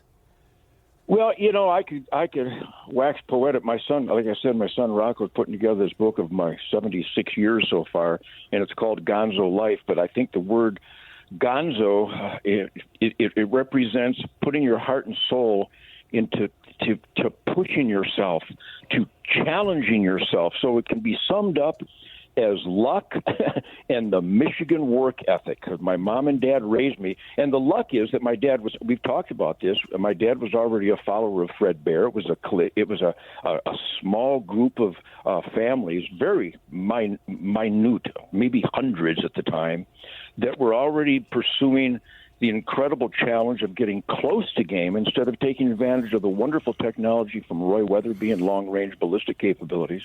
But my dad, there in Redford, right on the Rouge River, loaded with wildlife, by the way. So my instincts were like an electric field. I couldn't wait for the next slingshot marble. I couldn't wait for the next Daisy Red Ryder BB gun on sparrows in the garage. I couldn't wait for the next mystical flight of the arrow from the time I could walk. I think I was walking at 8 months. So luck is that I was born into that environment where my instincts could flourish, and the work ethic that my dad forced upon me. If you're going to play guitar, you're going to practice every day, or we'll get rid of the guitar. And you're going to buy a guitar by getting your own job. You're going to cut lawns and you're going to paint fences and shovel snow, and you're going to wash cars. And I ended up selling night crawlers to make money to buy guitar strings. So luck and work ethic. But again, we all know that success comes from identifying an environment where luck and a work ethic. I believe, Mike, you're living proof. Everybody out there listening right now who's happy, have had a great deer season, continuing with a great deer season, it's luck and dedication. That's what I call a gonzo life. So, yeah, I'm a lucky guy, man. Speaking of deer season, how was yours? Mike, do you need some back straps? Because I got extra. I had a feeling. I'm your backstrap daddy. Thank God. You know, boy, we need to talk soon and more, because the DNR and the NRC are not doing a good job. But when we finally pushed and got unlimited doe permits, especially in Wayne, Oakland, and Macomb County, which is just a tragedy of overpopulation of deer, I killed 49 deer with my bow and arrow. And I donated tons of venison. The soup kitchens and the homeless shelters and a couple churches, they think I'm Mother Teresa with a bow and arrow, because I donate so much venison with the Sportsmen Against Hunger and the Hunters for the Hungry program. God bless MUCC and the Michigan Bow Hunters and Southeast Michigan Safari Club International Bow Hunters, and just some great organizations that take this sacred, the last pure protein available in the world, and donate it to our fellow needy Americans. So, yeah, and I'm back here in Texas, and I'm, if I may say so, I whack and stack, Mike, and I hunt every day, and these deer need to die. We need to reduce those numbers, especially down there in Jackson, Lenawee, Washtenaw, all those southern counties. The number of dead deer on the road breaks my heart. So I hunt every day, and I kill a lot of does. Why did you leave us, Ted? Why did you leave your home state of Michigan and leave all of us here who hold you in such high regard? Well, I haven't left at all by any means. I fight every day to get rid of the Gretchen Whitmers and that Attorney General freak. And I helped get Donald Trump elected in Michigan. Mike, somebody passed the garlic and butter. So, no, I have not left Michigan. It's really a fascinating series of events. The company that built our home in Jackson County lied to us and cheated, and it was infested with Stachybotrys mold. It almost killed us, Mike. We were so sick in 2001. We didn't know why. We discovered the Stachybotrys mold in the infrastructure because the lying, cheating, scamming punk who built our house, he's out of Saginaw, they didn't put in flashings. Our home became dangerously toxic. We only found one clinic that would treat that mold infection. I mean, my wife, Shemaine, she almost died, Mike. I should not have asked you that question. I wasn't looking at the clock. I was just enjoying our conversation. I asked you that question and didn't give you time, Ted. You know how this works. Hang tight. We got to take a break. We're talking with Ted Nugent, Motor City Madman, the website tednugent.com, tednugent.com. We'll talk about all of the things he's involved in, as well as letting him finish the story that I shouldn't have asked him before the break. More with Uncle Ted coming up right here on Outdoor Magazine.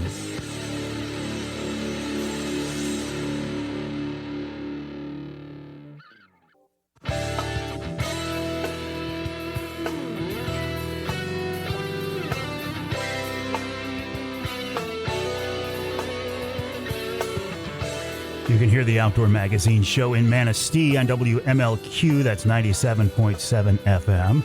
You can hear us in Port Huron, WPHM 1380 AM. And you can hear us in Traverse City on WTCM 580 AM.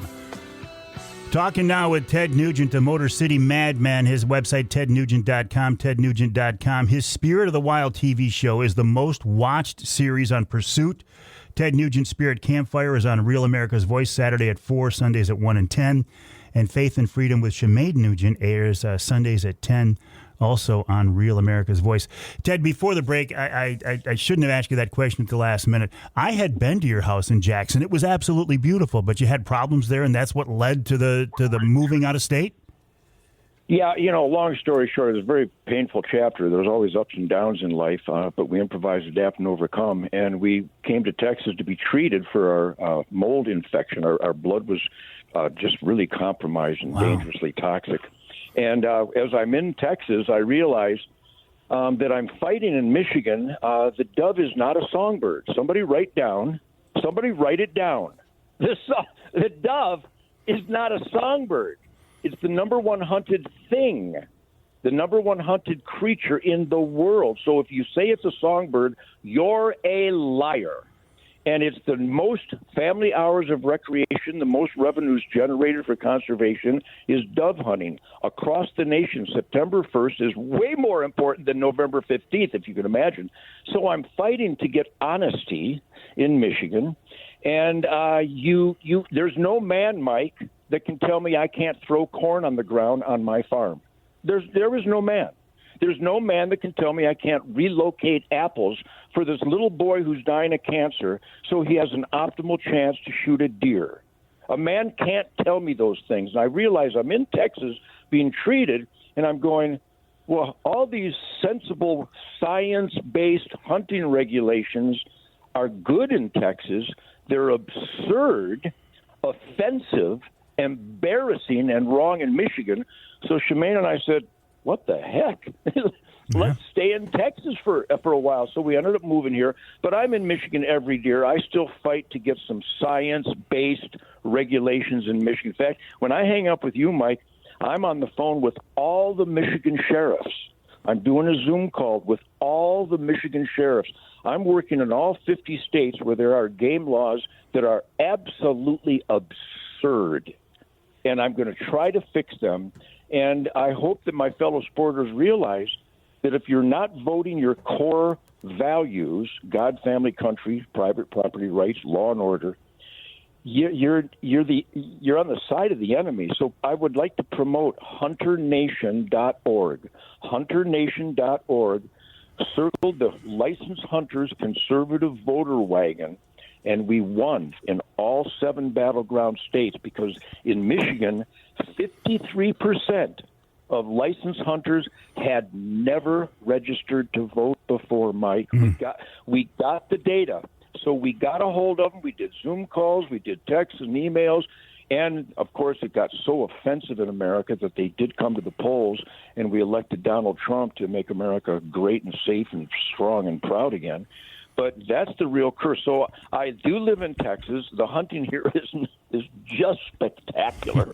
But the hunting in Michigan is spectacular if you pay attention and do the right thing. But once again, there's no man that can tell me I can't throw corn on the ground. If you think that, you're sick. I was just talking about that earlier in this week's radio show. We as hunters and anglers and shooters and trappers tend to be, at least in the past, we were kind of loners. We were not joiners. We were not people who got together and promoted a cause.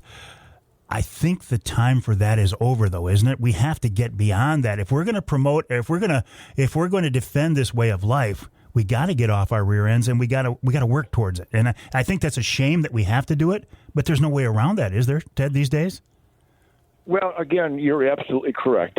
There's worse than Marxism, worse than the Democrat Party, who believe that men should be able to destroy women's athletic records, that believe that our border should be open to terrorists from Uganda. Worse than that is apathy by conservatives who are not engaged in this sacred experiment in self-government. And once again, I'm going to mention hunternation.org, nonprofit. Some very wealthy men donated their money, millions of dollars, to impact the licensed hunters in the 7 battleground states, including Michigan. And that's why Trump won. That's not the only reason, because a lot of angry Americans watching our country being completely criminalized by the gangster Uncle Sam punks, they came to the polls and voted God, family, country, law, and order. But Michigan showed their energy and their piss and vinegar. So, yes, the Habitat alphabet soup organizations are very important, but the most important thing is that conservatives vote. They did, and we're on the right track now. So, yeah, apathy is a real self-inflicted curse, and it's absolutely inexcusable. I just got a custom Colt 45 from the father of a dead Marine. I raised a lot of money for his memorial, and he sent me this beautiful pistol, but I do this every day. Those heroes of the military died for our Constitution, and the experiment in self-government by any measure demands that we, the people, participate in voting to make sure that the Constitution is the foundation of policies in America. That's why this Marine died. That's why his father sent me this pistol. And I don't do it alone. There's a lot of generous, loving, caring, constitutional, conservative conservationists out there who are engaged to pay back for the sacrifices of these heroes. And that's all I'm asking people to do. You said you're going to talk with the Michigan sheriffs about our game laws. Our game laws in Michigan are convoluted. They are absolutely overly complicated, and they need to be pared down and made more simple. No doubt about that. But why the sheriffs, Ted? It's the DNR and the NRC that make these laws. Why the sheriffs? Are you asking those guys to put pressure on DNR? Or what's the thinking there? Well, this is an isolated. I do this stuff every day. You should follow me around for a day, Mike. I did for a while years ago, and I couldn't keep up with you, and I was a young man at the time. Well, this is specifically a sheriff call on behalf of we the people, thanking them for their dedication to law and order. Even in the face of the embarrassment of the Attorney General of Michigan, who is against law and order, literally on the side of the criminals. And that's quite a bold statement, but the evidence is irrefutable. You stop and think that our Governor Gretchen Whitmer stands next to a drag queen, which does story hours of pornography with little boys and girls. Gretchen Whitmer supports, and the Attorney General supports, the drag queen pornography of perverted fat men in pantyhose singing "It Won't Lick Itself" to little boys. Now, this isn't your typical conversation on the outdoor radio I was thinking, man, Ted's on a roll today, but we're getting way off topic here. But it's all related. If we let that kind of vulgarity take place, then we're going to have some idiot telling us that the shooting hours and you can't attract deer to accomplish the goal of everybody to harvest more does. If baiting deer was a problem, how come all those other states, they don't care about problems? CWD is a lie, Mike. It's never hurt a deer herd. For every case of chronic wasting disease, millions of fawns are born. No deer herd has ever been hurt by CWD, and all the science concludes that people cannot get it, even from tainted venison. So the DNR, I'm going to talk to the Sheriff's Department just about general law and order, that they would never arrest a Daniel Penny for being a hero and saving lives. They would never arrest a Kyle Rittenhouse for using a firearm to defend himself against an attacker with a firearm. I could go on, and I'm really good at going on, by the way. But the point is that I'm speaking with the sheriffs on behalf of the families that appreciate safe streets and neighborhoods because of the heroes of law enforcement. And then there's a whole different issue with the game wardens out there. They've been brainwashed. They think they don't have to obey the Fourth Amendment. They can just wander onto your property without a search warrant and then give you a ticket for throwing apples on the ground. I mean, that's so embarrassing. Hey, game wardens, think, man. Think. You're a peace officer. Throwing apples on the ground is not disturbing the peace. Why do you think the CWD agenda? What's behind this all? Why push this so hard? Mike, they've gotten billions of our dollars to study something that has already been studied to death. Stop and think. On Isle Royale, they want millions of dollars to study the relationship between wolves and moose. Can you introduce me to somebody that doesn't know the relationship between wolves and moose? And they're greedy, scamming liars. They're taking money to continue their fake investigation on wolves and moose. They should have just opened the season on Isle Royale. There would still be wolves. There would still be wolves and moose, but they'd be in the asset column, Mike. They would have an annual harvest rate generating conservation dollars, family hours. Really, this is bizarro world. Same with CWD. They're taking money from our Pittman-Robertson funds and studying something that's already been conclusive. It never hurt a deer herd, and people can't get it. So what? Meanwhile, episodic hemorrhagic disease has killed millions of deer. So see what I mean? They just the same reason Hillary Clinton isn't facing a firing squad, and Joe Biden isn't in an old folks' home being monitored for his insanity. So you start asking the question why. It's so obvious they're scammers and they're liars and they're taking advantage of our tax dollars and torching it for counterproductive claimed resource research. So bureaucrats are untrustworthy. Name me a bureaucracy you trust. Name one. How's the FBI doing? How about the FDA? How are they doing? How about the USDA with the chemical warfare on the grocery store shelves, killing children? There's not a bureaucracy that is trustworthy in this nation, and Donald Trump and his team is going to fix it if we, the people, support them. Ted, I got to tell you, every time I talk with you, I smile and I shake my head and I say, why do I not have this guy on the show more? Because you're always interesting to hear from. You've always got no lack of things to say, and I appreciate that. I really do.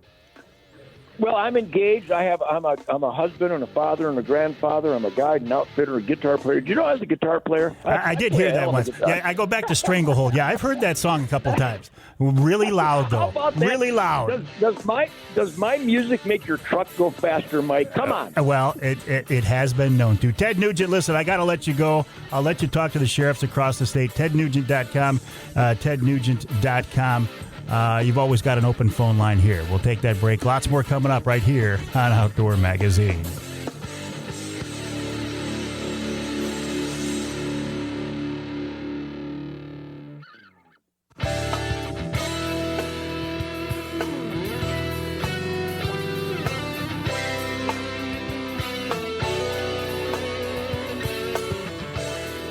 You can hear the Outdoor Magazine show in St. Joe on WSJM 94.9 FM.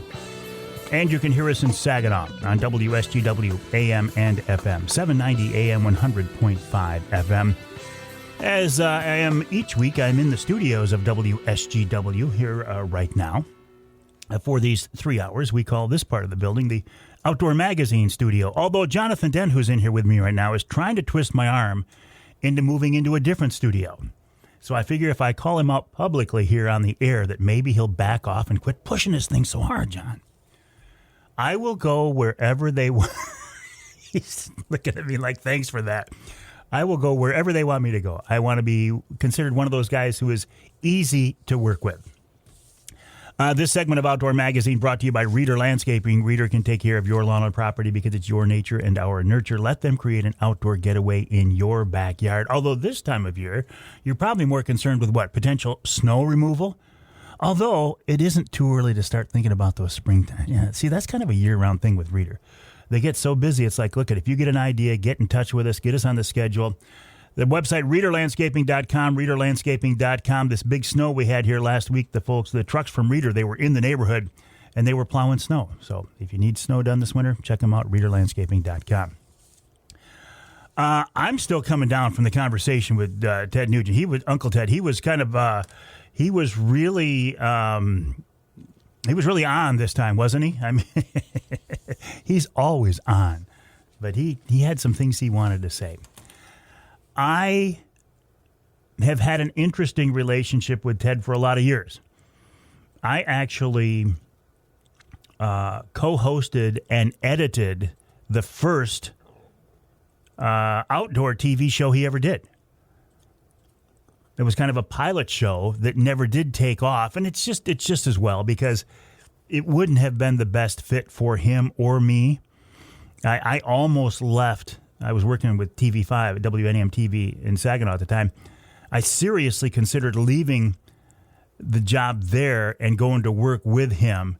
And again, it wouldn't have been a good fit for him or me. I mean, obviously he's done pretty well. So the path that he took was the right one for him, and I think the path that I took was the right one for me. But throughout the years, we did get a chance to work very closely on a lot of different projects, including that TV show I talked about, including the Fred Bear video, the ode to the Fred Bear song, where I had video of Fred Bear and Ted in the same piece. Very, very cool. When he was with the damn Yankees, I followed those guys down to Florida. In fact, we were shooting video for that, what we thought was going to be a weekly TV show. We were gator hunting down there. We were, I think, hog hunting down there. I also followed them into one of their concerts. Got to see a little behind the scenes type stuff, and that was pretty cool to be able to see that. So,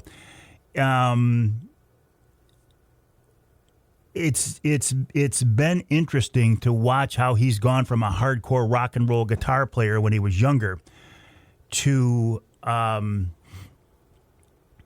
where he is today. I just see he sent me a text. Oh, nice. Perfect. But he is intense. He is definitely intense, and he has some things to say. And you know what? I appreciate that. I appreciate intensity. I appreciate when folks are passionate. Passionate's the word, I guess. I appreciate passion. I appreciate it when folks have a passion for this outdoor lifestyle and they want to protect and defend what it is that we do.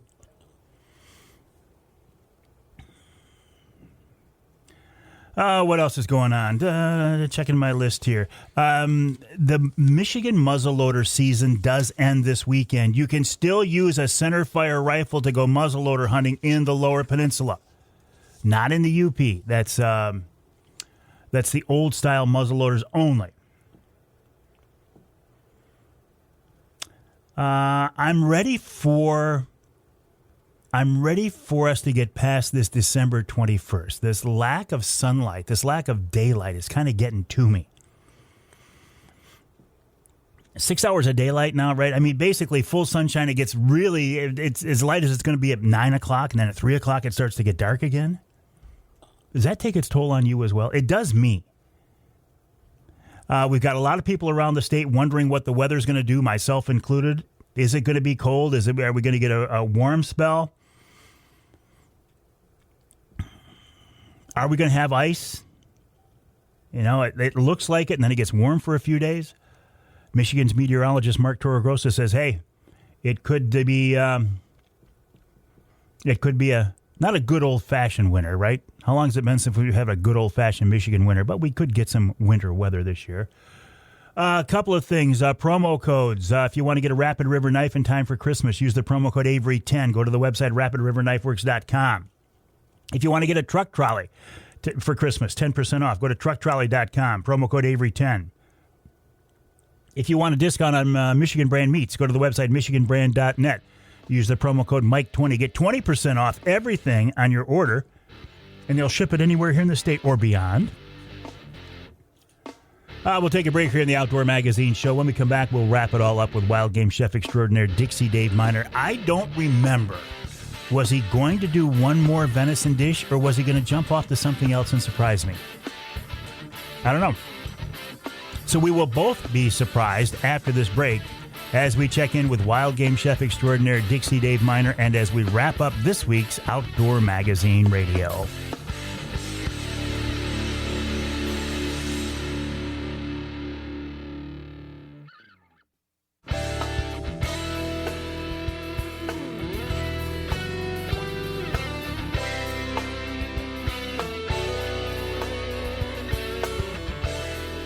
Welcome back to the Outdoor Magazine radio show. My name is Mike Avery. So glad to have you along with us. Just a reminder, the website is MikeAveryOutdoors.com. That's MikeAveryOutdoors.com. My email address is Mike@MikeAveryOutdoors.com, and I would love to hear from you, just as I love to hear from my good friend, wild game chef extraordinaire, Dixie Dave Minar, who helps us wrap up each week's show, and he's here once again. And Charlie Rood was just reminding me at the end of last week's show, we were debating what to do, and Dixie Dave was going to surprise us. So I really don't know what's coming up, Dave. Well, page 74, pheasant and red wine sauce. You can use this. You can use this for grouse or rabbits or goose. You can cut the goose breast up in like 1.5 inch dices. So it's a pretty versatile recipe. We've made this with a lot of stuff, even venison at the restaurant for specials. Excellent. You sound like you got a little cold, Dave. I do. Too it's much noticeable, huh? Well, only because I know you so well. Too much time in the whitetail woods? Must be. I wish. What do you got? All right, David, let's walk us through it. Okay. You're going to need, say, 2 pheasants. This would be for 4 portions. 2 pheasants, cut it up into 8 pieces, or rabbit, do the same thing, or grouse. You might want to only go quarter, a breast and then a leg and a thigh for the grouse. And then you'd probably use about 1.5 pounds or 2 pounds of goose if you were going to use this for goose or venison. About 1/2 pint of dry red wine. Or if you wanted a little sweeter dish, you could use like a Lambrusco even. It would be good in this. 1 cup of diced onions, diced fine. 3 to 4 cloves of garlic diced up. However amount of basil you like. You could put up to 1/2 teaspoon or so of fresh basil. Dried basil. You could use 2 jars of chicken gravy. This is going to make a nice sized batch, so you got to have a big pan. 4 to 5 medium onions, sliced about 1/4 inch thick. And you can use, if you're going to use like a chicken stock or a game stock, if you were going to boil some bones or something, you could thicken that up with cornstarch. Like I said, you cut the bird into 8 parts, 2 breasts, 2 wings, 2 legs, 2 thighs. Dredge the pheasant or whatever meat you're going to use, whatever protein, in flour, seasoned with salt, maybe a lot of black pepper, depending on how much you like. I know Mike likes a lot. Yep. Yeah. It brings out the flavor, doesn't it? It sure does. Yeah, nice grated black pepper helps a lot. And put a small amount of oil in a hot, heavy fry pan. Brown the meat on all sides. And you're going to do this in batches, because if you don't, it's going to just kind of almost boil. So take the meat out, put it in the casserole, add the onions, the garlic, the carrots, the basil, saute, maybe 3 to 5 minutes, pretty much stirring it continuously so you don't want to burn it. And you might even have to put a little bit more oil in. Add the red wine to the vegetables and the meat mixture and cook it for another few minutes, bring it up to a boil. Now would be the time to taste it. Add the canned gravy, or if you're going to make your own stock, by all means. Bake it uncovered, 350 degrees depending on what protein you're going to use. So even an hour, hour and a half, or until it's done. If you're using bird, you're going to wait. It's going to almost fall off the bone when it's ready. And you want to bake it uncovered so it concentrates the flavor. And you want to serve over rice, pasta, or homemade biscuits. It would be just wonderful. It's a great way to use anything almost. All the wild game. Yeah, because you set it up as a pheasant recipe, but then you said, what, rabbits? What else, Dave? Yeah, grouse. Grouse would be good. Goose would be great. Duck breast would be just fine, too. What about squirrel? Could we go that far? Because squirrel season's also up until March. Yep. You could definitely use squirrel. You do the same thing, cut it into 8 pieces. Get the shot out if you're using a shotgun. Yeah. Too. All of these meats, all of the birds, make sure you check for shot. You don't want to be biting into that. No, that's for sure. I was actually thinking when I was out deer hunting this last time and there were squirrels all around me just chirping and barking and running all over the place, I thought, if I had a 22 out here, I could really have some fun and putting some nice squirrel meat in the kitchen. Squirrel to me is one of the better flavored meats, wild game. I love it. It's kind of nutty flavor almost, depending on what they're eating. But most of the time it's acorns and stuff like that. Well, and the season goes till the end of March, so we got a lot of time yet. Right, and you could use this for wild turkey also. Cut the breast up in cubes like you would the goose. Oh, okay. So this is a pretty versatile recipe. Yep. We've made it with everything: elk and venison, pheasant, goose. All kind of stuff. We've made it at the restaurant for special. Well, any recipe that I have the option of adding extra pepper, I'm all in. I know it. All right, David. Always a pleasure. Have a good week. I hope you get rid of that cold, and we'll talk again next time. Oh, me too. It's kind of a drag. Yeah, it's that time of year, isn't it? Wild game chef extraordinaire Dixie Dave Minar, a big part of the Outdoor Magazine show, as are you. I say it every week, and I mean it. I could not mean this more sincerely. If you didn't listen to the show or the podcast or follow me on social media or send in your comments or your pictures to my social media outlets, I couldn't do this. And I like doing this, and I plan on doing this for as long as God will allow. My name is Mike Avery. The show is called Outdoor Magazine. The website, MikeAveryOutdoors.com. The email address, Mike@MikeAveryOutdoors.com. I would love to hear from you.